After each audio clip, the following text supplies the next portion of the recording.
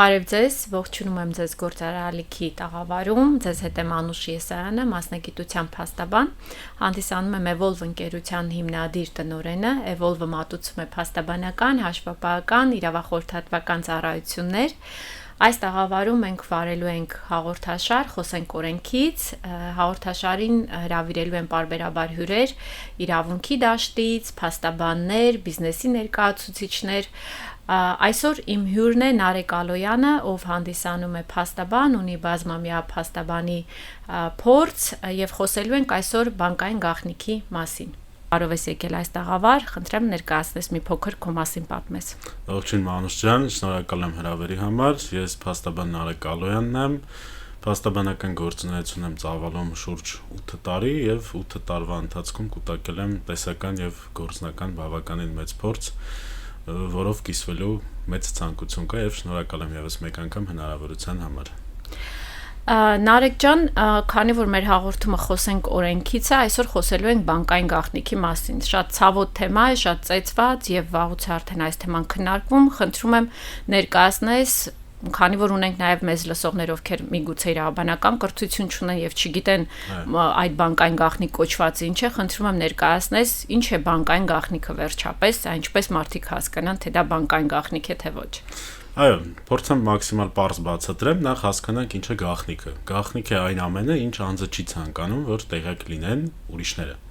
Հետևաբար, եթե խոսում ենք բանկային գաղտնիքի մասին, բանկային գաղտնիքի օրենսդրական կարգավորումը առկա է բանկային գաղտնիքի մասին օրենքի 4-րդ հոդվածում,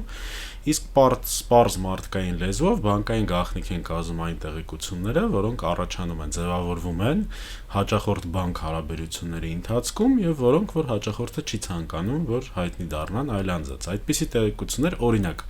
առօրյա կյանքում կարող են լինել անձի վարկ ունենալու հանգամանքը։ Օրինակ անձը կարող է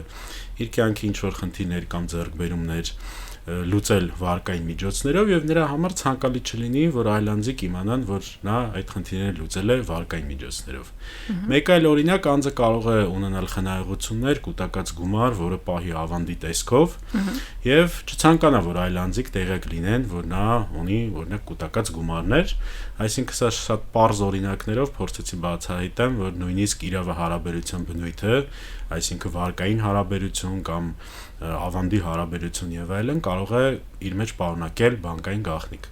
Ավելին բանկային շարժերի վերաբերյալ տեղեկություններ, այսինքն ստացված դրամական փոխանցումներ, կատարված դրամական փոխանցումներ եւ այլն եւս համարվում են բանկային գաղտնիք։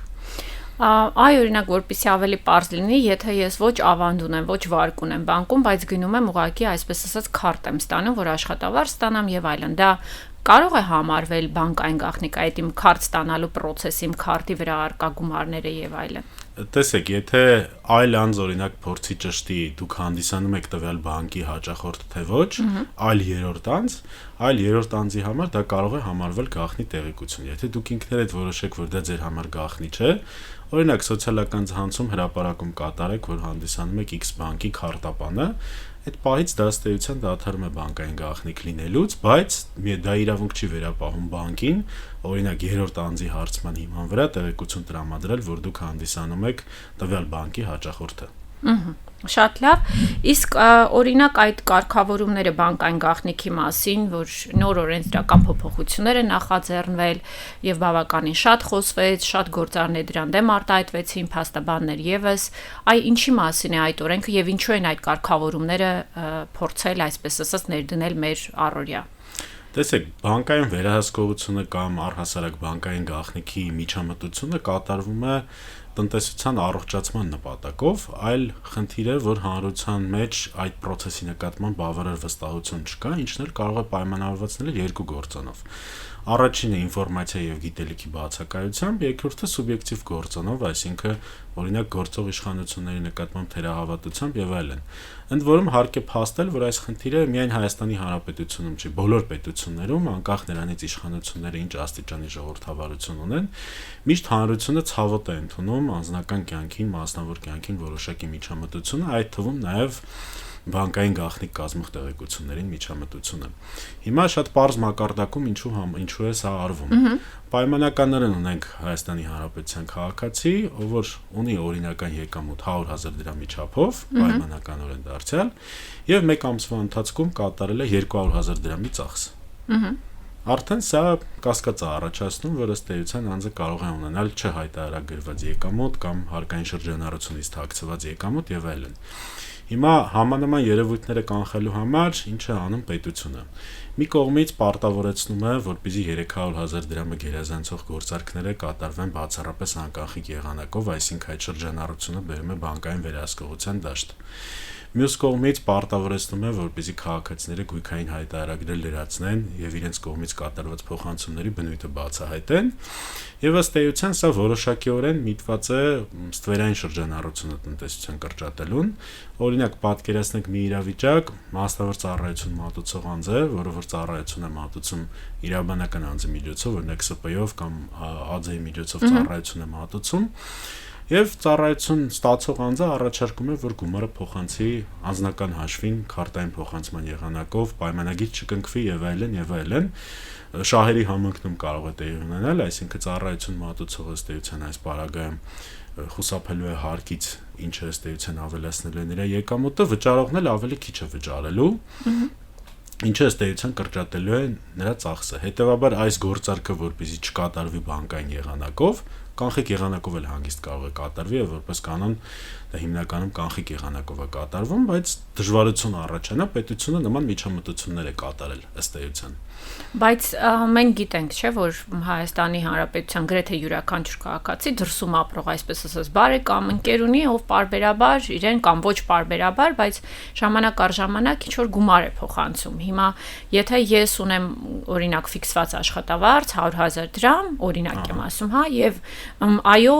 պետական մարմինները տեսնում են, որ իմ բանկային շարժով ավելի շատ գումար է, այսպես ասած, շրջանառվում, քան 100,000 դրամը։ Բայց ես ցույց եմ տալիս, որ Ռուսաստանից իմ քույրը ինձ գումար է ուղարկել կամ Ամերիկայից ինչ որ իմ ընկերը ինձ գումար է ուղարկել։ Դա ինչ խնդիր կարող է առաջացնել ինձ համար, այլ ըստ քեզ կամ պետությունը ինչու է ուզում դա վերահսկել։ Ըստ էության, այս կարգավորումների նախատեսումը առաջին հերթին ֆիլտրի դերակատարում է ունենում,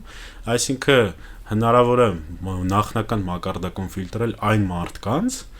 ում վերաբերել առհասարակ որևիցե կասկած կարող է չլինել։ Եկամուտները եւ ծախսերը համապատասխանում են իրար, իսկ նման քանակի անձիկ բավականին շատ կլինեն։ Իսկ արդեն մնացած անձանց մասով կատարել դարձյալ բաժանումներ, ենթաբաժանումներ եւ դրա հիման վրա արդեն կատարել ուսումնասիրություններ։ Օրինակ, անձի ծախսերը եւ եկամուտները չեն համապատասխանում իրար, բայց արդյոք տվյալ անձը հանդիսանում է ծառայություն մատուցող տնտեսվարող սուբյեկտ, թե ոչ։ Եթե հանդիսանում է, բնականաբար հետաքրքրության մակարդակը կարող է ավելանալ։ Եթե չի հանդիսանում եւ օրինակ գյուղատնտեսությամբ է զբաղվում, իսկ գյուղատնտեսությանը բնորոշ են տարբեր խաչաձև գործարքները, բանջարեղենի վաճառք, մեքենայի վաճառք եւ այլն, բնականաբար կասկածի շեմը կարող է նվազել եւ հաշվի առնելով ծավալները, ինչ ծավալների հետ են գործ ունենալու, պետությունը ոչ բոլոր դեպքերում է բնականաբար այդ բոլոր անձանց հետևից, այսպես ասած, գնալու։ Իսկ այն դեպքերում, երբ հետաքրքրության եւ կասկածի շեմը ավելի բարձր կարող է լինել, օրինակ անձը հանդիսանում է ծառայություն մատուցող սուբյեկտ, նախորդ տարի մատուցել է օրինակ 100 միլիոն դրամի ծավալի ծառայություն, այս տարի միևնույն գործունեությունն է ծավալում, ծառայության ծավալը անկում է ապրել 40 միլիոն դրամի ծառայություն է մատուցել եւ կանխիկ որպես ֆիզիկական անձ ունեցել է 30 միլիոն դրամի շրջանառություն բարեկամներից, մինչդեռ մյուս նախորդող ժամանակահատվածում հաշվետու բարեկամների հետ գործարքներ չէր կատարում։ Սա կասկածի դասական դեպք բերեցի, այսպես ասած, եւ այսպիսի դեպքեր բազմաթիվ կարան լինեն։ Բնականաբար այս մոդելը մեխանիզմը կատարյալ չէ, ժամանակի ընթացքում կխղկվի, այսպես ասած, պետության ներկայացուցիչները ասում են, եթե մարդը գաղտնիք չունի, ինչ ունի մտահոգվելու, մասնավոր սեկտորը իր մտահոգությունները կարող է հայտնել, ես նաև որպես մասնավոր սեկտորի, նաև որպես բիզնեսի ներկայացուցիչ մտահոգության մի օրինակ կարող եմ բերել, որպեսզի պարզ լինի, եթե գաղտնիքի պահպանումը պատշաճ չի կատարվում, ինչ ռիսկեր կարող են առաջանալ։ Օրինակ, տեսեք, երբ որ խոսքը գնում է ֆիզիկական անձանց մասին, Okay, ինչ որ առումով հասկանալի է, թե մարդը բան չունի թաքցնելու, ինչի մտահոգվի։ Եկեք պատկերացնենք բիզնեսի օրինակով, բիզնեսը ոչինչ չունի թաքցնելու, աշխատում է օրինական, բայց ունի մրցակիցներ։ Բիզնեսում կա այսպիսի գաղափար դեմպինգ, երբ որ մրցակիցները գին իջեցնելու միջոցով փորձում են մյուս մրցակցին շուկայից դուրս բերել։ Դեմպինգի ռազմավարական որոշում կայացնելուց առաջ ցանկացած կազմակերպություն սեփական բյուջեի վերլուծություն է կատարում եւ տարբեր աղբյուրներից փորձում է վերլուծել մրցակից ընկերության բյուջեն։ Հիմա պատկերացնենք մի իրավիճակ, եթե բանկային գաղտնիքի պաշտպանությունը լավ չի կատարվում եւ մրցակից ընկերությունը շատ հստակ գիտի մյուս ընկերության բյուջետային հնարավորությունները։ Այսինքն շատ հանգիստ դեմպինգի ռազմավարությունը կարող է պլանավորել, շատ հանգիստ, առանց որևէ դժվարության մրցակից ընկերությանը այո, շուկայից կարող են դուրս բերել, որովհետև արտահոսքի պատճառով իմանում են ինչքան գումարի է տիրապետում։ Հետևաբար, երբ բիզնեսը մտահոգվում է իր բանկային գաղտնիքով, սա ինքնաբերաբար չի նշանակում, որ բիզնեսը հարկ է թաքցնում, մտահոգությունը պայմանավորված է դրանով։ Դա նշանակում է, որ բիզնեսը օրինակ մտահոգություն ունի, որ դեմպինգի ռազմավարությամբ իրեն կարող են շուկայից անել։ Մտահոգություն ունի, որ կարող է բացահայտվել իր մատակարարները, որոնցից ինքը էժան հումք է ձեռք բերում եւ այլն եւ այլն։ Հասկանալի է։ Այդ գաղտնիքի պահպանման ընթացակարգի մասին եմ ուզում մի քիչ խոսենք, որպես մասնագետ ես եւս ուսումնասիրել եմ օրենքը, այնտեղ այսպիսի դրույթ կա, որ քաղաքացիական գործերով բանկային գաղտնիքի բացահայտման մասին բանկը, այսպես ասած, տեղեկացնում է իր հաճախորդին, բայց քրեական գործերի շրջանակներում չի տեղեկացնում։ Այսինքն ստացվում է, որ բանկի հաճախորդը կապ չունի դա իրավաբանական անձ է, թե ֆիզիկական անձ է, տեղեկանում է, որ իր բանկային գաղտնիքը արդեն հասանելի է դարձել X անձանց, որոշակի շրջանակների անձանց, երբ քրեական գործ կա, երբ քաղաքացիական գործ, քրեական գործով, երբ այդ քրեական գործը այսպես ասած հարուցված եւ գալիս են ասում են բարև ձեզ մենք եկել ենք, այս ժամանակ են որ տեղեկանում։ Այ վերցնենք իրավիճակ, որ անձը տեղեկացել է, որ քրեական վարույթով արդեն իր բանկային գաղտնիքը այսպես ասած հասանելի է դարձել։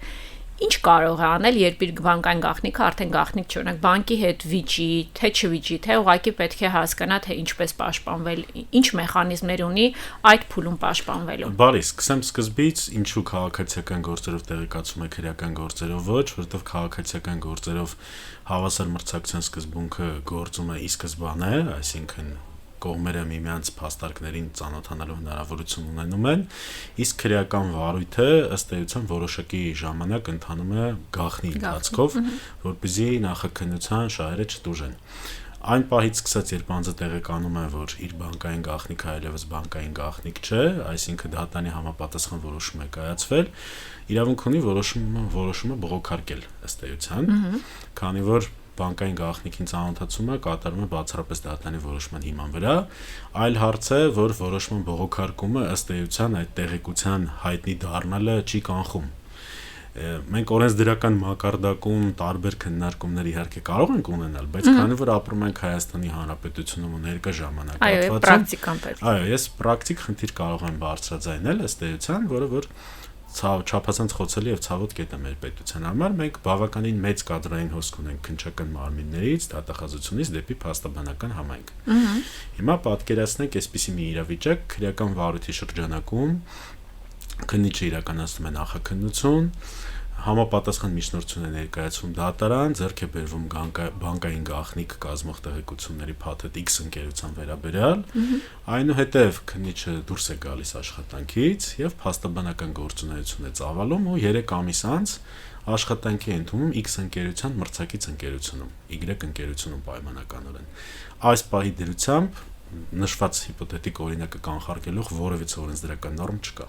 Նու բացի փաստաբանության մասին օրենքը, որը որ փաստաբանին հայտնի դարձած տեղեկությունները համարվում են գաղտնի եւ այլն, փաստաբանական գաղտնիք եւ այլն, բայց դա բարեխղճության արդեն տիրույթում է երևի։ Անձը կարող է զբաղեցնել իրավաբանի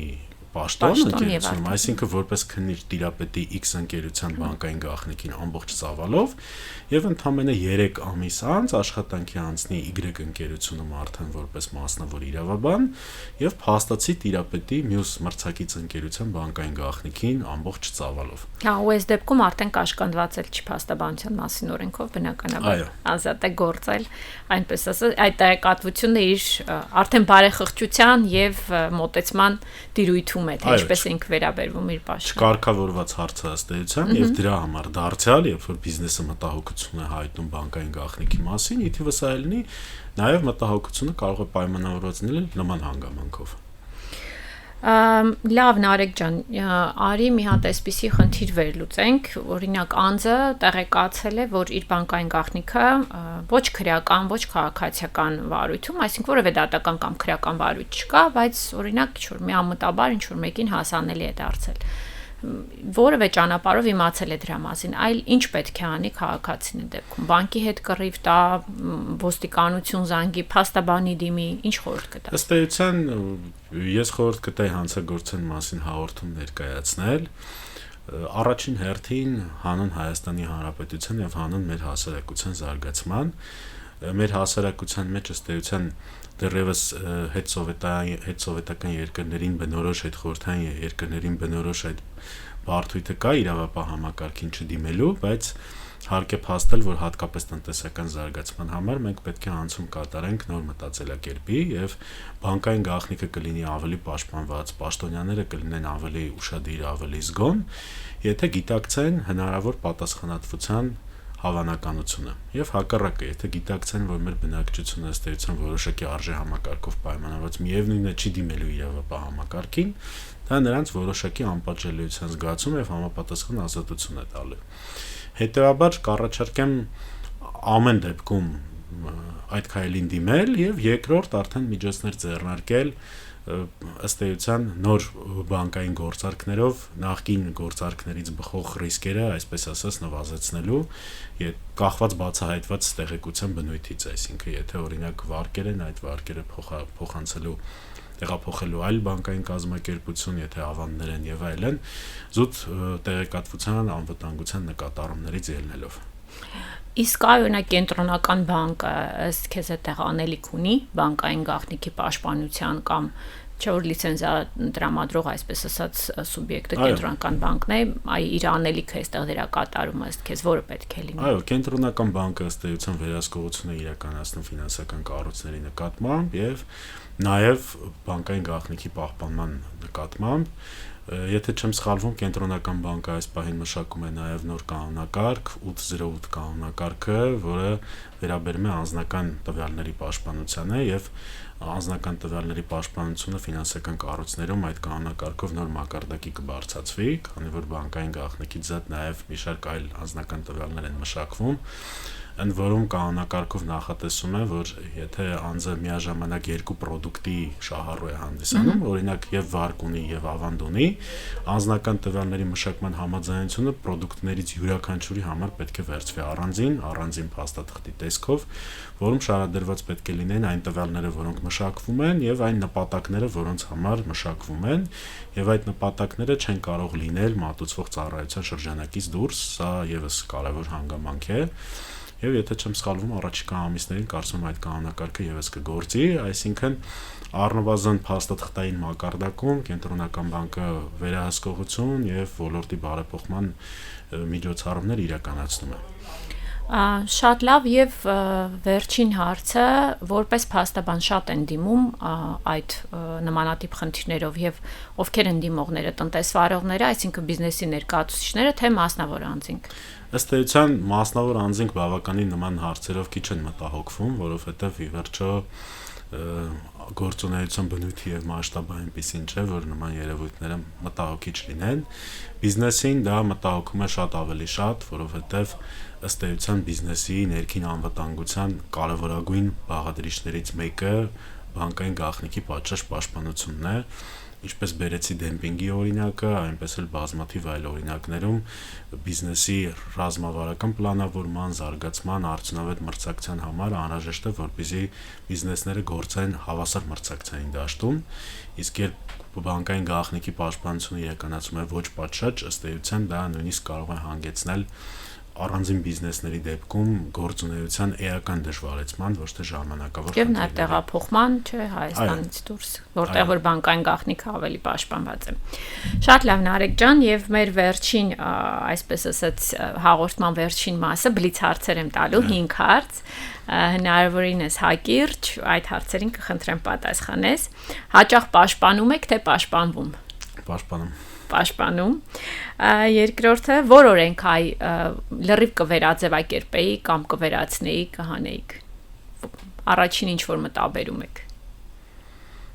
Կրիպտոարժույթների կարգավորման վերաբերյալ օրենսդրությունը։ Կվերաձևակերպեիք, թե առհասարակ կհանեիք։ Կվերաձևակերպեի բավականաչափ, այո։ Թույլ է, չէ՞, թերի կարգավորված։ Այո։ Իրավաբանների մասին ամենասիրելի ֆիլմը որն է։ Սատանայի դատապաշտպանը։ Ես էլ եմ շատ սիրում այդ ֆիլմը։ Advocat Դիավոլը, չէ՞։ Ինչ խնդիրներով են ամենահաճախը ձեզ դիմում, որպես փաստաբան։